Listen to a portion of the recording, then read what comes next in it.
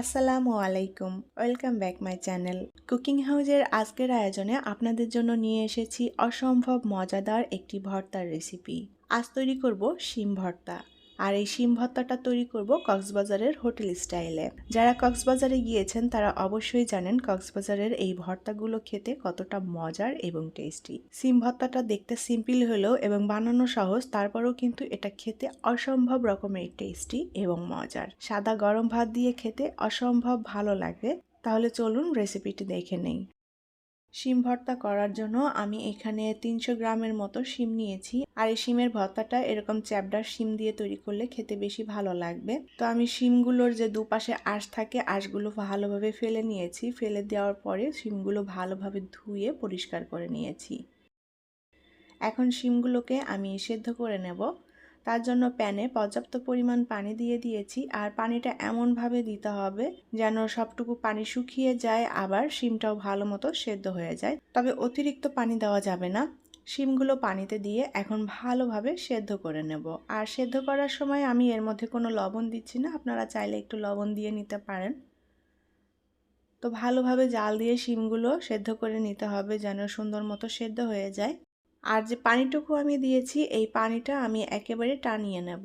আপনারা চাইলে শিমগুলো এই অবস্থায় পানি থেকে তুলেও নিতে পারেন, তবে আমি তুলছি না, শিমের পানিটা একেবারে টানিয়ে নিচ্ছি, কারণ শিমের যে নির্যাস পানির মধ্যে চলে যায়। তো শিমগুলো আমার সেদ্ধ করা হয়ে গিয়েছে, যে পানিটা দিয়েছিলাম পানিটাও টানিয়ে নিয়েছি। এখন এই শিমটা চুলা থেকে নামিয়ে একটু ঠান্ডা করে নেব। শিমগুলো আমি একটা প্লেটে নামিয়ে নিয়েছি, একটু ঠান্ডা করে নিতে হবে। এখন আমি এটা ব্লেন্ড করব, যার কারণে একটু ঠান্ডা করে নিলে ব্লেন্ড করতে সুবিধা হবে। এখন এর মধ্যে কয়েকটা কাঁচামরিচ দিয়ে দেব। আমি এই কাঁচামরিচ সহই শিমটা ব্লেন্ড করে নেব। চাইলে শিলপাটায় বেটে নেওয়া যাবে, যা যেটাতে সুবিধা সেভাবেই করে নিতে হবে।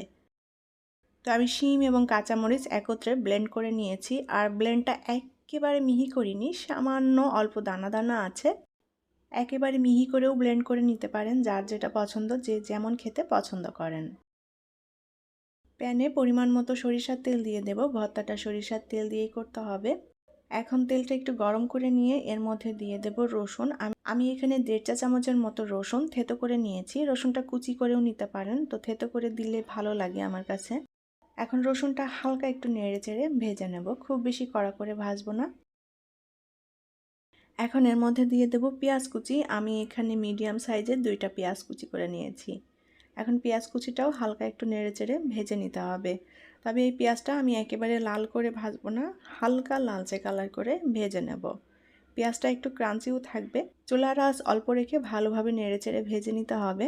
আর ভর্তাতে পেঁয়াজের পরিমাণটা আপনাদের টেস্ট অনুযায়ী অ্যাড করে দিবেন। ভর্তাতে পেঁয়াজ একটু বেশি হলে খেতে ভালো লাগবে। এখন এর মধ্যে দিয়ে দেব সামান্য হলুদ গুঁড়া। হলুদ গুঁড়াটা জাস্ট কালারের জন্য, দেখতে ভালো লাগে। এটা স্কিপ করা যায়, কেউ যদি না দিতে চান বাদ দিতে পারবেন। তো হলুদ গুঁড়া দিয়ে ভালোভাবে নেড়েচেড়ে ভেজে নেব। তবে পেঁয়াজটা কিন্তু একেবারে কড়া করে ভাজা যাবে না, হালকা লালচে কালার করে ভেজে নিতে হবে। পেঁয়াজটা আমি হালকা করে ভেজে নিয়েছি। এখন এর মধ্যে সেই ব্লেন্ড করা শিমটা দিয়ে দেব। খুব ভালোভাবে নেড়েচেড়ে এখন মিলিয়ে নিতে হবে। আর চুলার আঁচটাকে অল্প রেখে এটা ভেজে নিতে হবে যেন পুড়ে না যায়।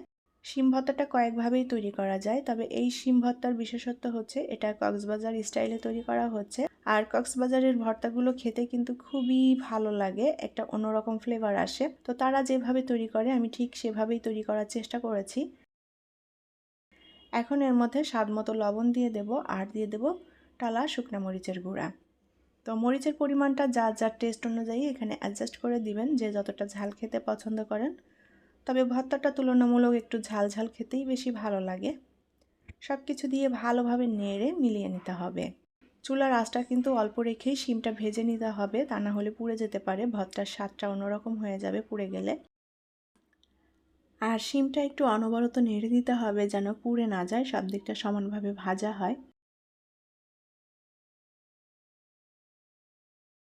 এখন এর মধ্যে দিয়ে দেব কিছু ধনিয়া পাতা কুচি।